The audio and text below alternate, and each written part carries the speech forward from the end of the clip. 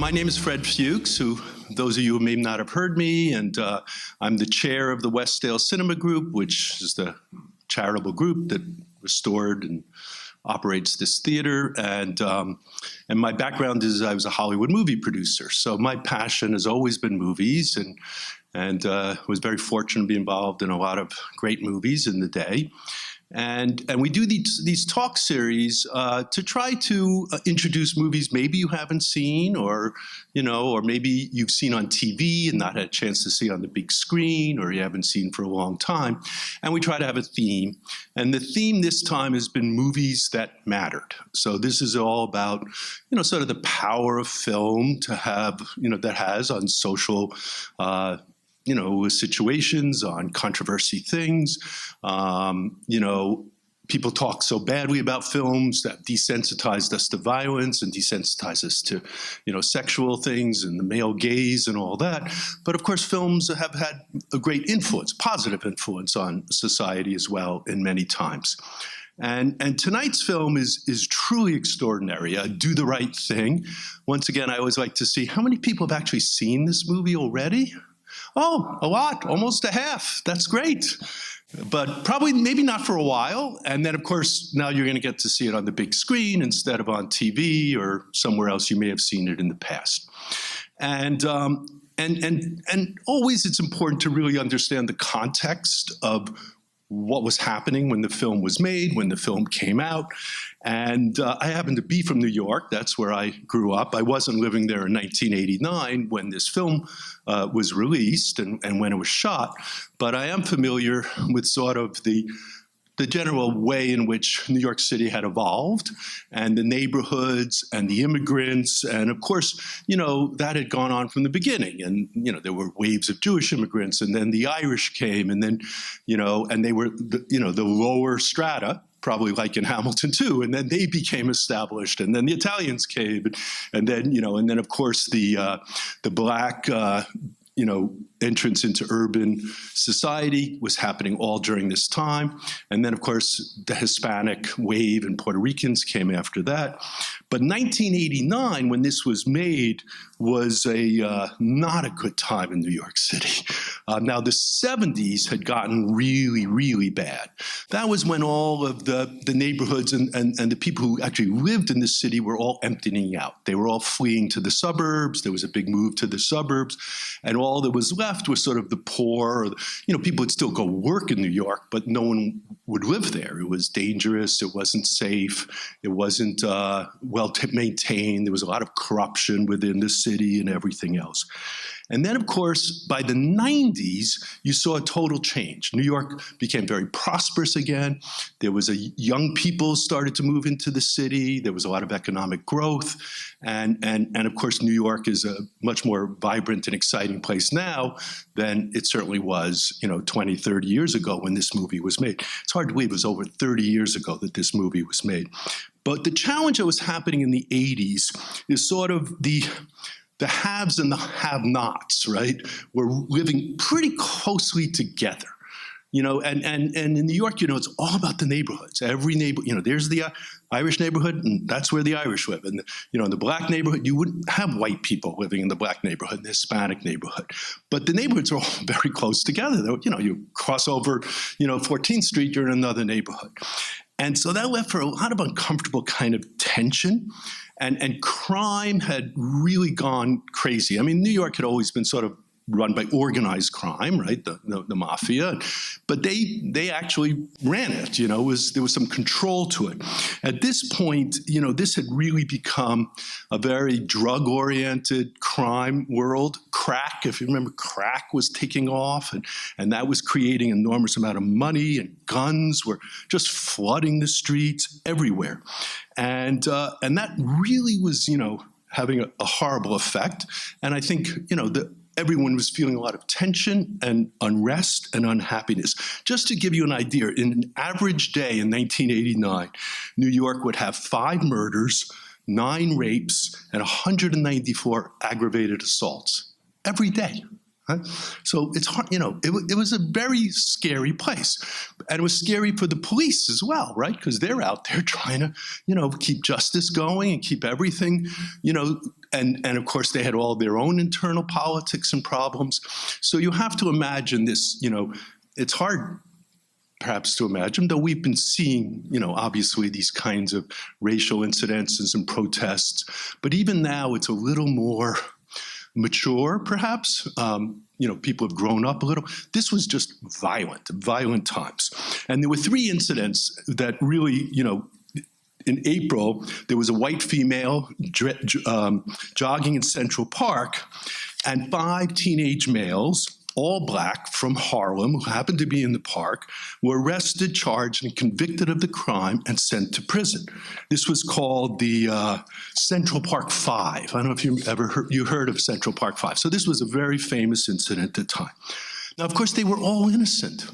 And after 5 years in jail, they were released. The cops had trumped up this thing, and that's what this was all about. The second incident was a 16-year-old African-American male who was shot to death by a crush of white youth in Bensonhurst, which is sort of right next to Bedford-Stuyvesant, where he probably came from, or I guess where he came from. And of course, no one was convicted. All 5 of these white teenagers were, to go free. And then the last incident was in November, New York elected their first African-American mayor. And 9 out of 10 black people voted for this mayor. And unfortunately, he was a disaster. He really, he got in on this kind of, reaction to what was happening, but it really was a mess. So anyhow, this is where Spike Lee grew up, right? He was originally born in the South, but he grew up in New York. He grew up in Brooklyn. He grew up with an educated family. His father was a musician. In fact, his father composed the music for this movie. He was a jazz musician, and it's a fantastic score. His mother was a teacher, and he was, he went to Howard University, which is the big, school for the blacks in the U.S., and went to NYU Film School and had made a great, award-winning student film. I mean, clearly, from the very beginning of his career, this was a man with enormous talent. He wrote his movies, he directed them, he produced them, he had his own production company. And this was early in his career. In 1989, I think this was his 3rd film. So he made a few smaller films like She's Gotta Have It and School Days, but this was really the movie that the world got to know Spike Lee, and in my opinion, it was the best movie he ever made. I mean, he's made great movies. The Black Klansman was nominated for Academy Award 3 years ago, but this is, to me, by far his best film. And his work is always interested in race relations and colorism in the black community. He comments on contemporary life and crime and all sorts of political issues, and he doesn't make any bones about what he's doing and how he's trying to use film to tell his story and to help people see the world from his point of view. And he's won, Peabody Awards, et cetera, and Emmy Awards and everything else. So one of the things interesting about this film is there's an enormous amount of comedy, which I think is always a smart move when you're trying to tell such a dark, dark story. And it has an absolutely incredible cast. Some of the people you'll recognize are Danny Aiello, who was in all those Woody Allen movies. The original casting, this is the guy who runs Sal, who runs the piece, was supposed to be Robert De Niro. Robert De Niro actually read the script, wanted to do this part, wasn't available. There was some scheduling issue. So unfortunately, he didn't do it. But that's who Spike wanted in that part. Danny, he got instead, who I think does an amazing job. Ozzie Davis and Ruby Dee. I don't know if you know them. They were this older black couple who were one of the seminal people in both the theater and film industry. Ozzie Davis was sort of a contemporary of Sidney Poitier and really carried that kind of stature and weight within the world. Anyhow, but they played the mayor and mother, you'll see. This is an early film for Samuel Jackson, of course, who went on to great fame, and Rosie Perez's first film. Spike found her in a nightclub dancing. She was sort of a dancer and on a few TV shows, but had never been an actress. And a lot of comedians who went on to great fame. Martin Lawrence, I don't know if you know the film comedian, his first film, et cetera, et cetera. So the film came out, it was a success, meaning commercially it was a huge success because they made it for no money, and it did well, commercially. And it got some awards and other things like that. But at the other hand, it was, how can I say, it was appreciated, but at the same time dismissed. And we can talk a little bit about that afterwards and why people reacted, how they did. And of course, a film like this did get a lot of different kinds of reactions. Some of the things that you should look for, of course, while we're watching this is the amazing production design. So the entire film is shot on location. In fact, they actually built the pizzeria on an empty lot and also the Chinese grocery. People would come by and wander in and want to order a pizza, and the actors would make pizza for them. It was a fully functioning kitchen. But the neighborhood, of course, is such a critical part of the story. It's a character in itself. And you'll notice that he does some wonderful, interesting things with color and the way it's saturated with red and other colors. Part of the inspiration for the script was Spike was reading a book about how when it's very hot and there's a lot of heat and environments, that violence goes up. It's sort of, you've heard before, in the Latino countries there are more, murders. In Scandinavia there are more suicides, and it was this hot period of time, and he wrote the whole script in 2 weeks, but sort of influenced by this idea: what happens when the heat turns up, and what do people do, and how do they respond to that? And I think you'll find that interesting. Who else is it? Bill Nunn, who plays Radio Rashim. You may not recognize him. He was a big up-and-coming comedian at the time. He was going to be a stand-up too. And then, of course, the big question is the last 10 minutes of the film. And for the people who haven't seen it, I won't talk about it now. And of course, does Mookie, who, Spike stars in the movie as well, does he do the right thing? Because he takes an action that let a lot of conversation and a lot for the audience to think about in terms of what he did and why he did it, and what does that sort of represent. So I think I'd love to talk a little, we talk after the movie and hear your thoughts about, did he do the right thing or not? And then the other thing to look at is watch the wall.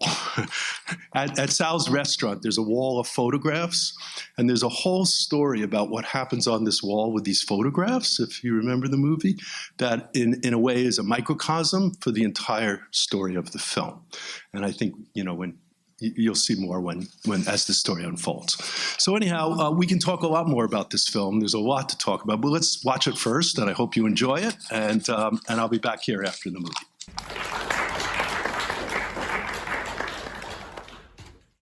So anyhow, there's a lot I could talk more about the film. As I said at the time, it was controversial.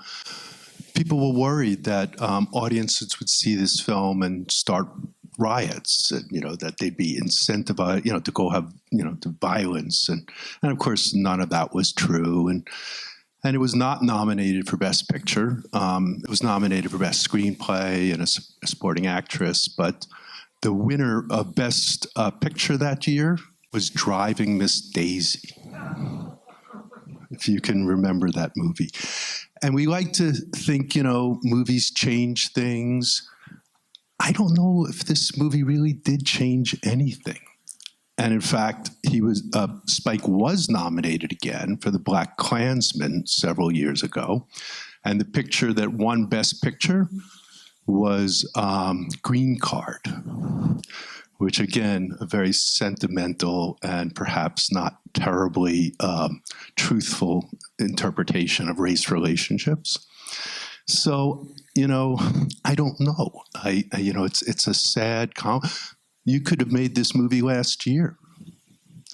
The shot of his feet, dangling, that's as compelling as any shot we've seen recently, in terms of what's going on with race relations still in America and, of course, many other places.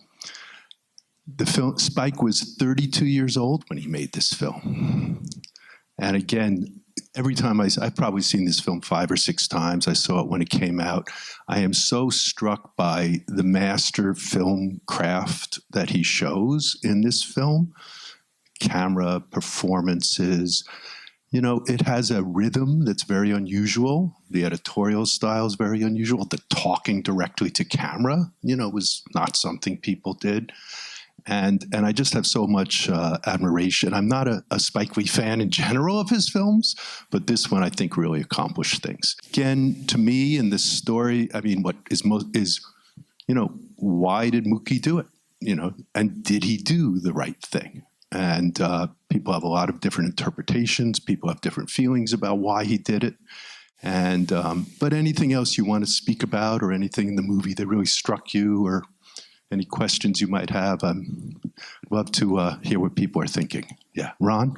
You know, I think with Saul, that one can ask, did he do the right thing too? That Sal did the right thing? Yeah. In what way? By smashing the, the boombox. Oh, that's true too. Did Sal do the right thing? Mm-hmm. You know, and he had the right to do that. Yeah. I'm just struck by how this movie could have been made last night, though. Yeah. Yeah. This is 32 years ago, mm-hmm. right? Yeah. Kind of incredible. I don't know. I mean, I never thought of Sal's actions and whether they were justified or not. But, you know, it's wonderful when the mayor early on says, that's it, just do the right thing. And how many times do you hear that? You know, I don't know. You know, I actually vacillate. Sometimes I think, you know, Mookie throwing that, you know, garbage can, you know, some people say, well, he was trying to actually protect Sal, right? So instead of the violence being against Sal and Pino and the other son, it was now about destroying, you know, the restaurant. And the restaurant's insured, and, you know, he's going to get his money, and Mookie knew that. So was he doing that to protect Sal? Or was he doing that, you know, out of his own anger and frustration? And, you know, because Rashim should not have been, you know, why was this poor boy killed, right?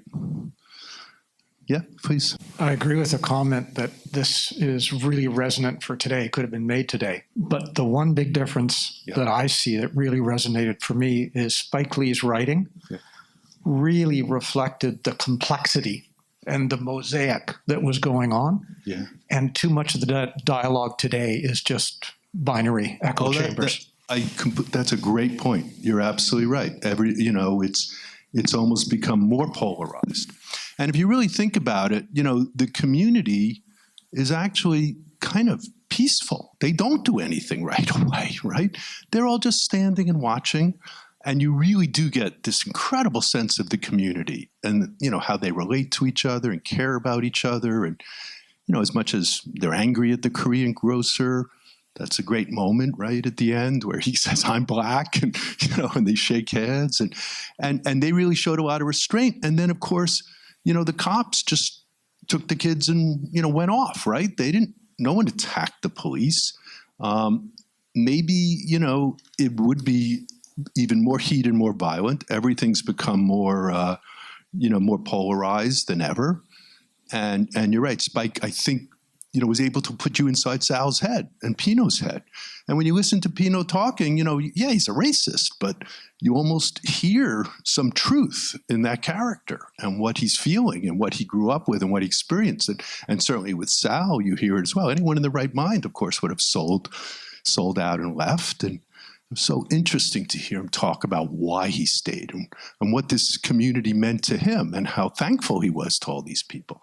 So I think you're right. The complexity was because people were just discovering these things. They were investigating these thoughts and ideas, not for the first time, but, you know, back in the 80s. And now it's become just completely, you know, polarized. You're absolutely right. It's political. It's what's in it for me. Where's the community anymore? You know, where's that sense, you know? And there were, you know, Hispanic kids there. And I thought it was, and did it feel different watching it today than the first time you saw it? I just think I come to it as a much older person because I saw it when it first came. I'm still struck by how brilliant this is. Just a piece of film. In fact, at Cannes, it was shown in competition. It didn't win.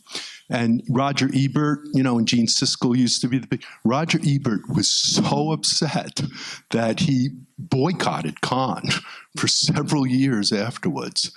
And both Ebert and Siskel rated this as one of their top 10 films of the decade of 1980. In fact, Siskel described the film a spiritual documentary that shows racial joy, hatred, and confusion at every turn.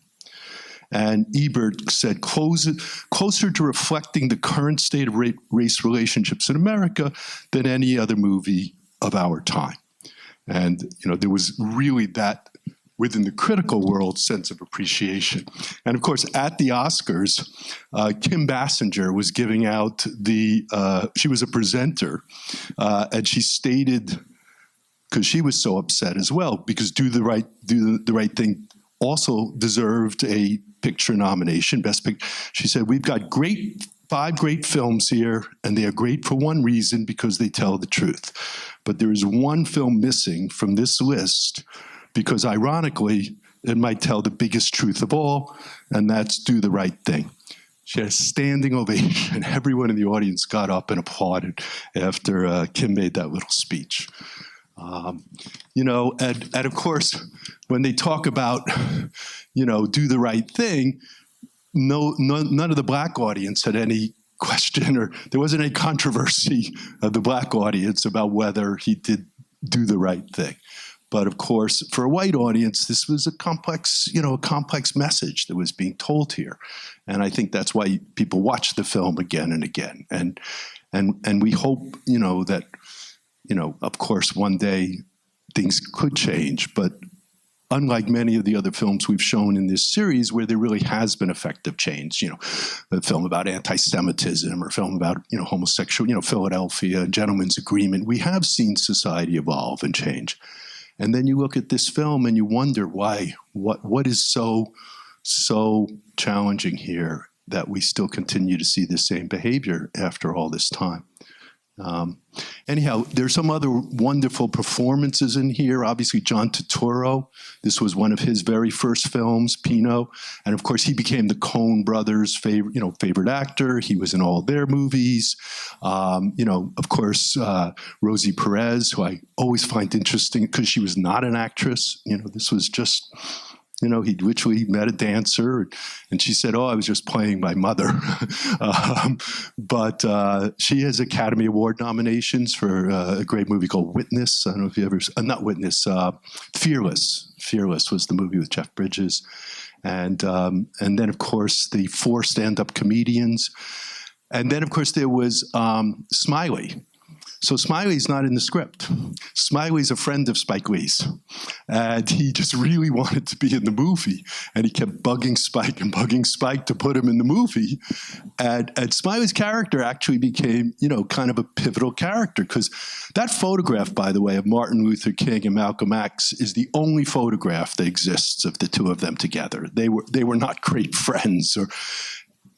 And once again, Spike's so sophisticated. Well, the final crawl, right?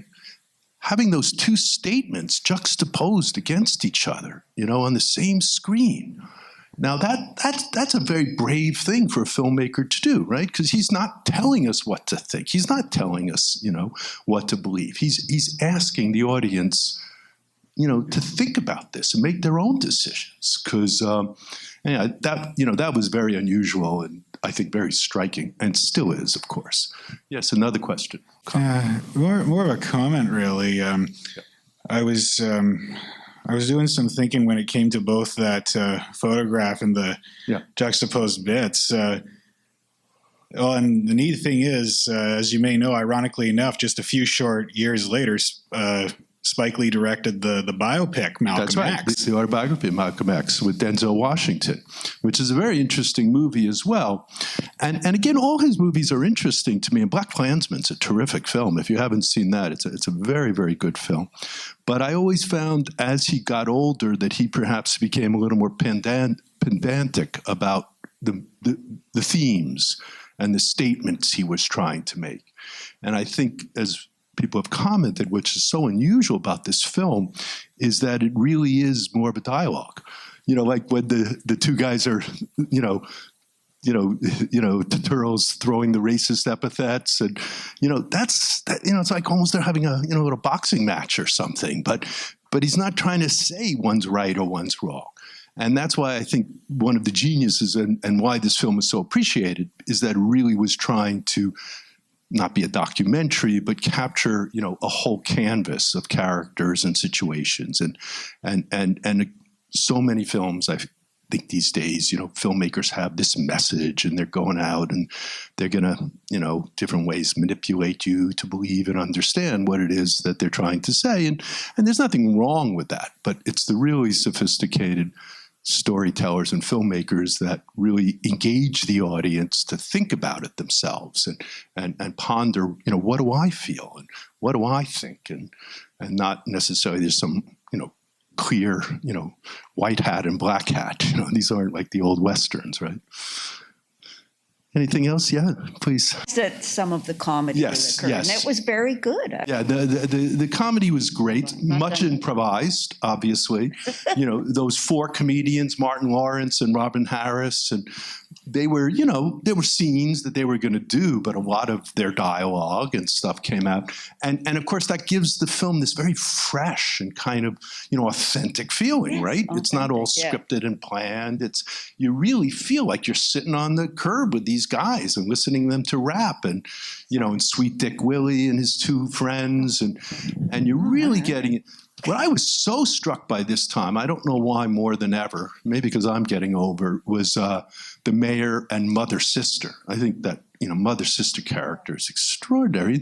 And they have their own story and their own little arc in the midst of all of this. And regardless of whether you knew they were Ossie Davis and Ruby Dee and, and black royalty and, in the American theater, they just had this, again, it's this kind of... I keep using the word authenticity, but there's just this grounded truth in their performances that just felt, and Spike could, get those kind of performances and work with the quality of actors like them is kind of amazing, in my opinion. Go on, you had another There point. was I noticed that even with all the fighting going on, nobody had a weapon. That's right. Nobody had anything in their hands. That's right. Very interesting. Yeah. Well, the baseball bat, which they make a big deal out of, right? But no one else has a gun. No one has a knife. We never see any other. So that's probably different than if this movie was done today. It would have been more, clearly, and people are more, to you. But that was not what Spike wanted to talk about here, So, Jeffrey, you had a comment?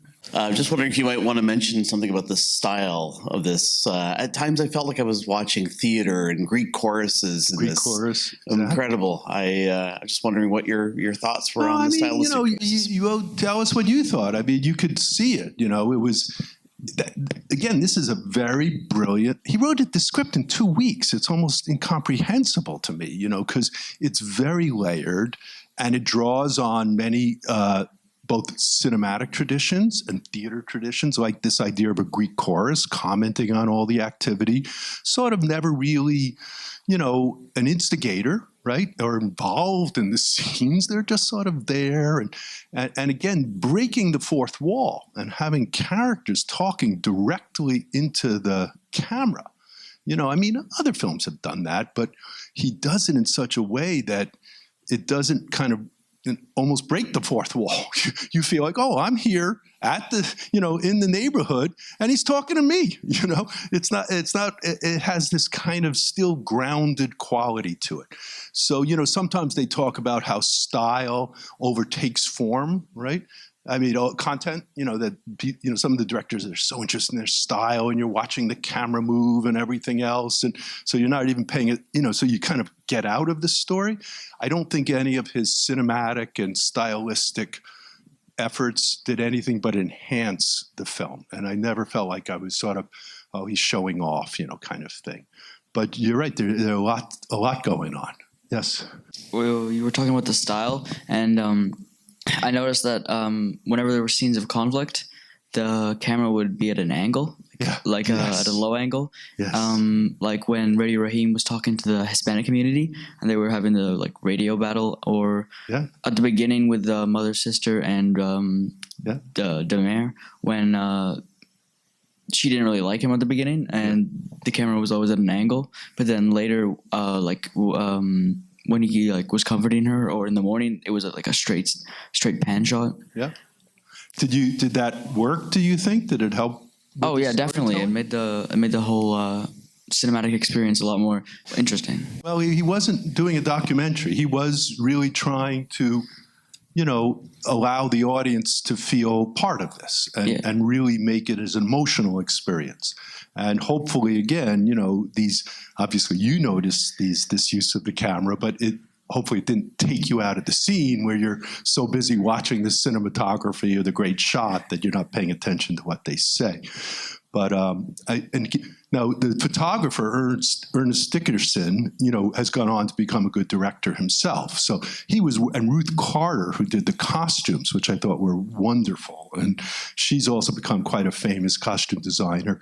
And Spike, like many of these really auteur directors, uses the same people again and again and again in terms of the actors and in terms of some of his crew. And so there's sort of a trust and a shorthand between his artistic collaborators and himself, which allows people to try to be more free and more experimental and try unusual things like those kind of camera angles. And you don't really ever know, was that, the DP's idea, was that, the director's idea, or, how they worked together to achieve that. But I was really impressed again by the whole palette, the whole way and of course, they couldn't have done it if they hadn't built those, sets on the street. Just think about Sal's, the way people could flow in and out. If that had been a set on a Hollywood stage, the way, it normally would have been done, someone would have built a set for Sal, because you have all those, you couldn't do any of those shots. You wouldn't see everything going on in the background through the window. And certainly at the end, when when their fight goes crashing through the door and out on the street, it's all done in one shot. It's like this flowing experience. So that's all kind of working, I think, to help the audience really feel part of the whole thing, right? Yeah, you were talking earlier about his other films, and I've seen Malcolm X, and I've seen like some other, like I've seen Selma, some other films. But when I watched this one the first time, it was a month after the whole George Floyd thing. So it really was like he envisioned what would happen like 30 years before, and it's still nothing has changed. So that should have just. I hate to say, he had a they finally did bring him to Cannes. In fact, this year he was the chair of the Cannes Film Festival. But they re-released the film 30 years ago, and he spoke at the festival, and he said, "You would think and hope that 30-something motherfucking years later, that black people would have stopped being hunted down like animals." And that's, to me, watching it now, that adds another level of sort of tragedy and sadness to this film, is to think about it in that kind of perspective and how little has changed. And films like, Green Door win, Best Picture, and Green Book, excuse me. Yeah, I don't remember. So, but that's great. I'm glad you got a chance to watch it again in perspective with the other Spike movies, which I don't, again, people love the other movies too, but anybody else have anything? Yeah, one more comment, go ahead. What was the purpose of the mute gentleman? The what? The gentleman that was mute. What was his purpose? I'm sorry. I'm still not hearing you because the one that couldn't speak. Oh, Smiley.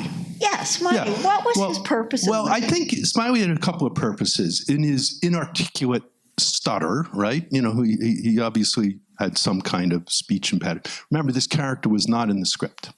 It was created by Spike's friend. But from a exposition point of view, his most important thing was that he had the picture, right?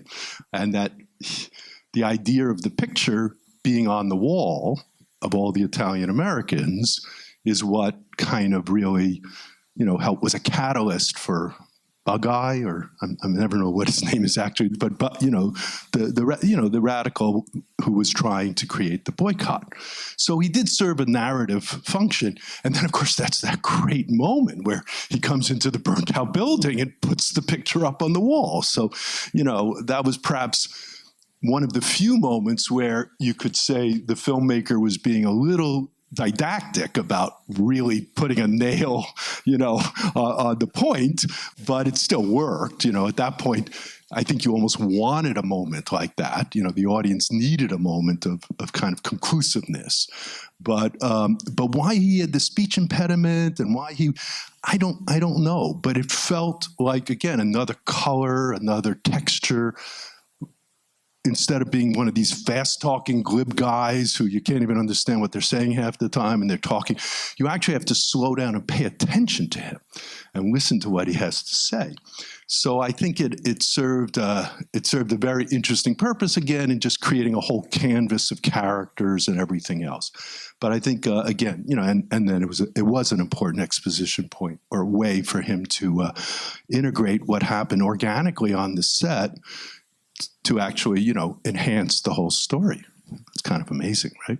Yeah, that's a great filmmaker who can do that. Please come again, spread the word.